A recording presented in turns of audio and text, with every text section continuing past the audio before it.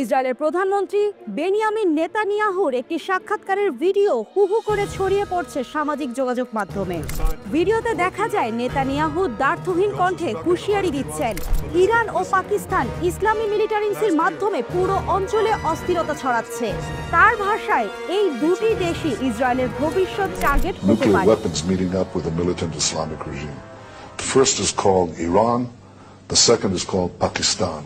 Because if these radical regimes have nuclear weapons, they will not obey the rules that have been obeyed in the last almost 7 decades.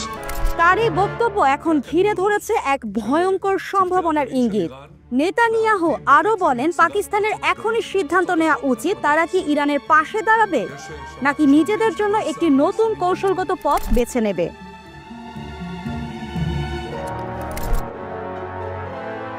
এই বক্তব্য অনেকটা গোপন বার্তার মতো শোনালেও বাস্তবে তা যেন এক উন্মোচিত হুঁশিয়ারি।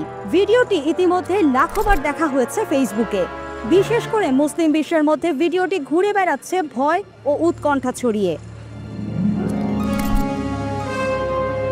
আন্তর্জাতিক পর্যবেক্ষকরা বলছেন, নেতানিয়াহুর এই বক্তব্য শুধু কূটনৈতিক নয়, এটি এক প্রকার মানসিক চাপ তৈরির কৌশল, যার মাধ্যমে পাকিস্তানকে বিচ্ছিন্ন করার চেষ্টা করা হতে পারে।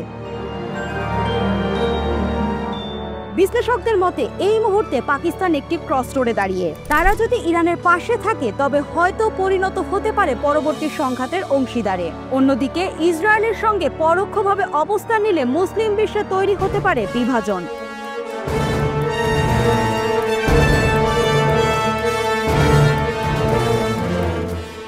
তবে প্রশ্ন উঠছে, কেন হঠাৎ এই ভিডিও আবার ভাইরাল হলো?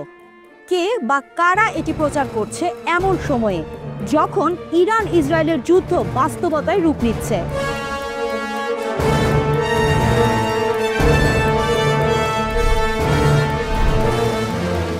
এটা কি তবে এক অজানা ষড়যন্ত্র নাকি পূর্ব পরিকল্পিত